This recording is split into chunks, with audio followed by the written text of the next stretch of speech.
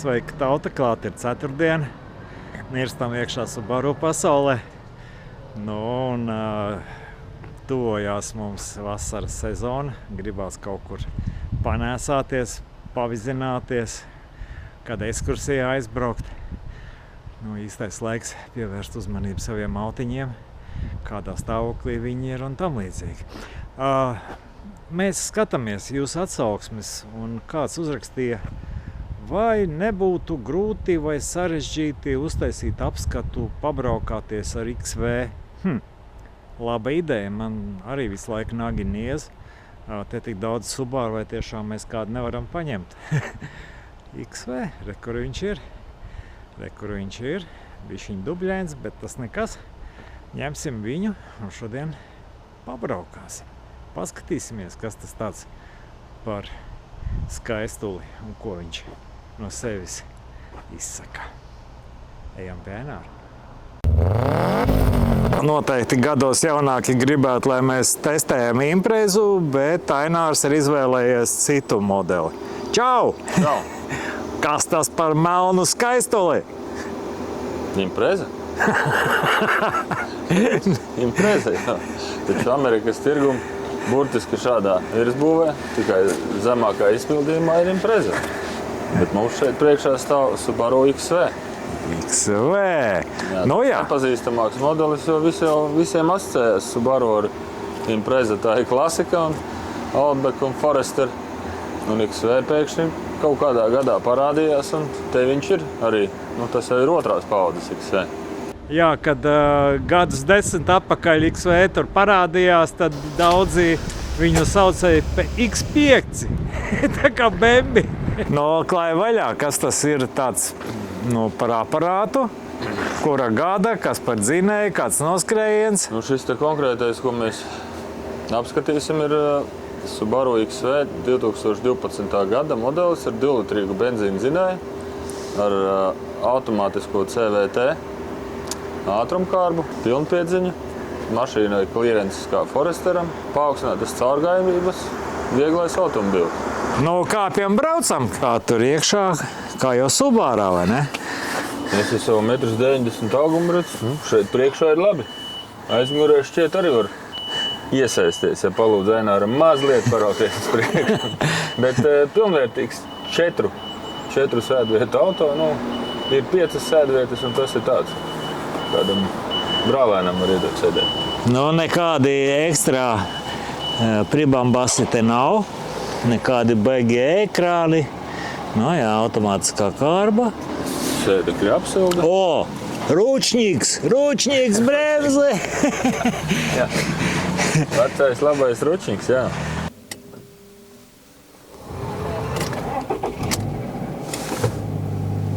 Lec! Iedarbojās. Jā.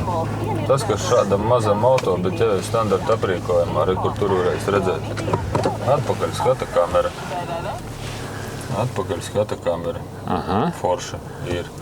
Jā. Tad priekš degvielas ekonomijas ir start-stop sistēma, kas noteikti sastrēgumos, protams, varbūt tur kādreiz tracināt ar to nemitīgo slāpšanu un darbināšanos, bet ekonomē degvielu.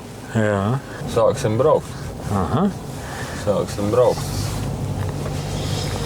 Redz, manuprāt, uz izjūtām šim auto tieši 2-litrīgais motors piestāv vislabāk. Šis te modelis bija aprīkots ar 2-litrīgu dīzeļu motoru, ar 1.6 benzīnu motoru un ar 2-litrīgu benzīnu motoru.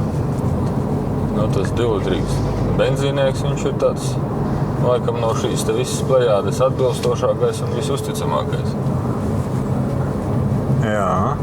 Jo šie XV, kas nāca, piemēram, ar dīzeļu motoru, viņi savukārt netika aprīkot ar CVT ātrumkārbu. Viņi bija ar manuālajām ātrumkārbām. Tas atkal ir tā kā iziet no modes pamazām. Tur ir, kas saka, forši ir ko svaidzelēt. Bet pilsētā braukt nemaz tas nav vajadzīgs. Jā, tur vairāk tā kā riteni brauc, pedāļus spaidīs, lai.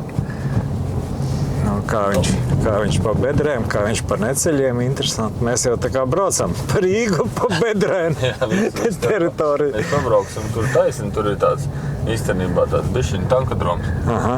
Tur var izjust, kāda viņš uzvedās pa visiem šitiem superlielajiem nelīdzenumiem. Jā. Nu, kas jāatzīmē, automobilis vienkārši varbūt prasītos klusāks salons, bet tas laikam Japāņiem caurmērā ir raksturīgi, ka jāpiestrādā pie šī jautājuma un tas gadiem nemainās. Bet nekas jau tās baigi grabošs te nav, vienkārši skaļāks. Nu jā, manā izpratnē galvenais ir pilnpiedziņa, pārējais viss ir. Nu, šīs te standarta lietas, kas tur klimata kontrole un apsildāmi krēsli, apsildāmi spoguļi, tas ir vienkārši standartā. Ja? Tāda modernāka lieta, nu varbūt ne galīgi jaunām mašīnām modernāka, tas jau šīs paudzes automobiļos ir lietus sensors. Ieslēdzas logu tīrītāji paši braucot, sāk līt, vai arī izvēlās to intensitāti, kādā tīrītas tīklus. Vajagais tankadroms. Man tāds jautājums. Parasti uz kaut kādas bāzes būvē jaunu buņģu un nosauc jaunu modeli. Vai XV ir kaut kāds esošais rāmis vai kas uz kā viņš ir būvēts? Daļēji. Manā skatījumā viņš ir ļoti liela ratniecība ar Foresteru. Tā skaitā arī iekāpjot salonā, redzot paneli, ar ko citu viņš neasociējās, kā ar Foresteru vai šo te 12. līdz kaut kāda 17. gada Impreza STI, kuram ir arī tāds pats panelis būtībā. Kaut kādas lietas tiek izmantotas, bet ritošajā daļā, piemēram, ļoti daudz tādu mazu atšķirību. Pateikt, ka tagad es visu, kas man vajadzīgs, nopirkšu no Forestera, varēšu samainīt un braukt. Tās vairs nesanāk. Tas bija vecākas Subaru paudzes īpatnība, ka tu varēji no dažādiem modeļiem krustu šķērsu tās detaļas nopirkt, samainīt un braukt. Šeit tev sāk palikt tā niansētāk, kā XV ir bišķiņ pa malu no visiem iet. Rekur šeit sākās tāds superīgāks ceļš. Wow! Viņš visur te brauks visiem tiem neledzenumiem pāri un nekur jau nekas neķerās, kā redz, vai ne? Nekāda problēma nav. Jā, copmaņi mierīgi var arī izmēģināt. Kas mums tur skaļākais copmanis Olter XV brauc, vai ne? Jā, viņš ir, manuprāt, ļoti apmierināts ar savu XV. Ko tas mazais ir šipers dara? Viņam arī noskrējiens tur, es redzēju, diezgan nopietnas bija. Bet cilvēks rūpējās par savu auto, tiecīgi. Kāpēc nē?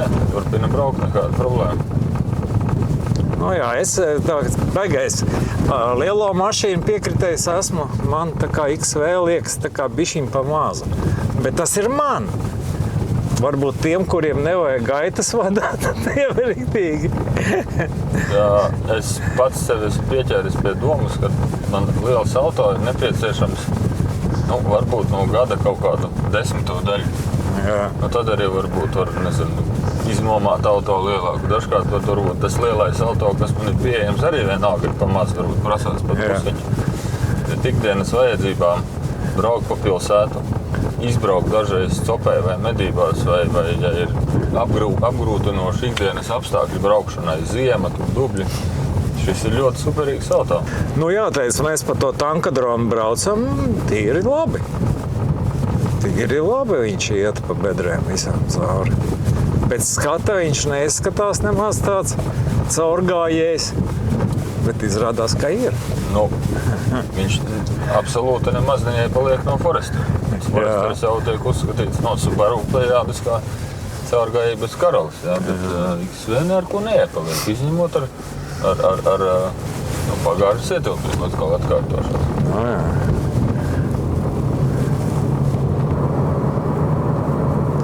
Mēs tagad esam uz šosejas.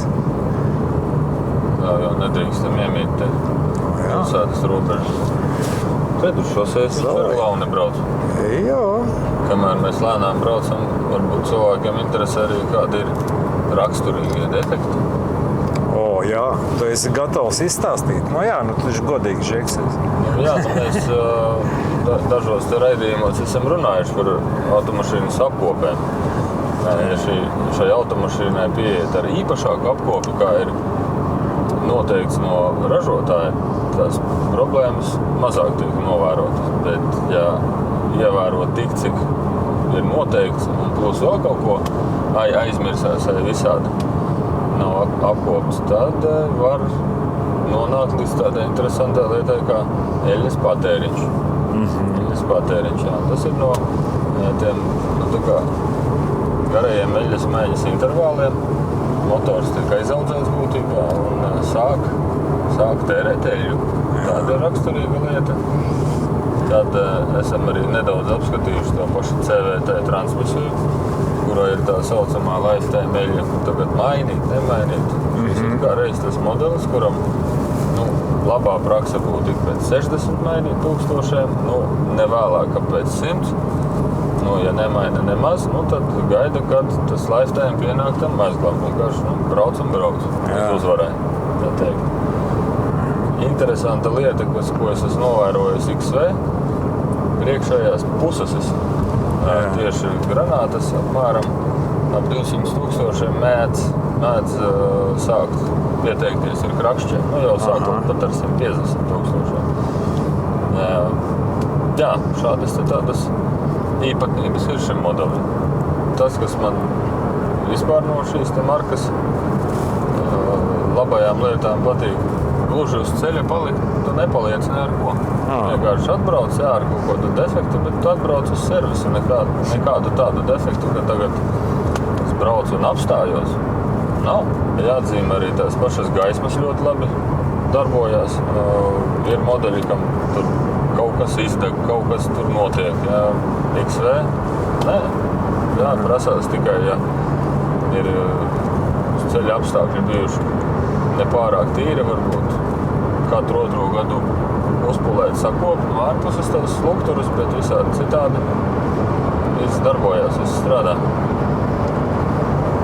Esi kā gāzes mīlētājs, uzdošu jautājumu, gan jau var arī gāzi viņām uzstādīt, vai ne?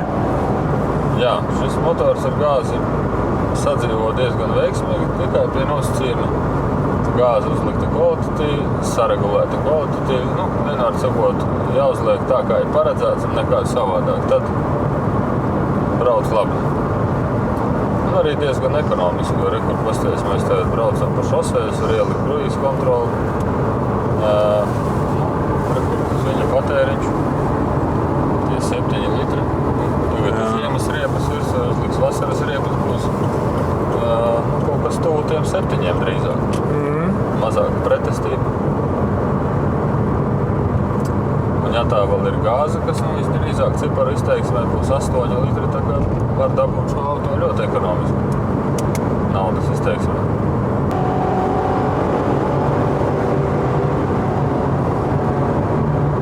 Ko mēs bračku apdzenām.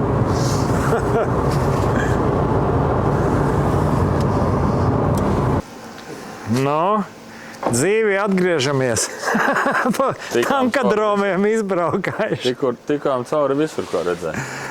Jā, interesanti, kad viņa it kā pēc izmēriem nav tik liela kā Outbacks un Tribeka, bet tai pašā laikā pa bedrēm viņi iet fantastiski labi. Kā tā? Manuprāt, tā gaitas īpašība un kā viņa turās uz ceļa, tas ir tas, kas man patīk šī modelī. Jā. Man kaut kādīgi visu laiku tās meitenes, loģiski labāk meitenes nekā puiši. Bet man tāda sajūta, ka viņi varētu derēt sievietei, kurā dzīvo varbūt ne Rīgā, kurai bieži vien ceļš nav tas labākais. Un lai nav jāuztraucās un jāzvan traktoristam, varbūt tāds Subārs dara. Pavisam noteikti. Cilvēkam, kam nav jāvadā puse dzīves līdzi, tad šī mašīna ļoti dara. Sieviete, vīrietis, tam vairs nav nozīme. Jāatzīmē, jo šīs mašīnas tā apsēšanās, tas augstums ir diezgan augsts. Der arī cilvēkiem, kas ir gados, kam varbūt ir problēmas varbūt ar apsēsties dziļāk un tā tālāk. Ir daudzas labas lietas. Jā. Saku, tāds viens mazs mīnus ir bagažnieks, ja brauc 4 cilvēki. Ja 2 brauc, tad jau sēdekļus nolaiž un tur var ielikt arī kaut kādu galdu vai krēslus un visu ko citu. Nu jā. Nu, mēs viņu parādījām, mēs viņu pabraucam, bet tas taču, kā es saprotu, nav klienta auto. Tas ir auto no tava stoka. No mana stoka, jā, mēs arī nodarbojamies pagaidām gan tādā sauksim hobiju līmenī.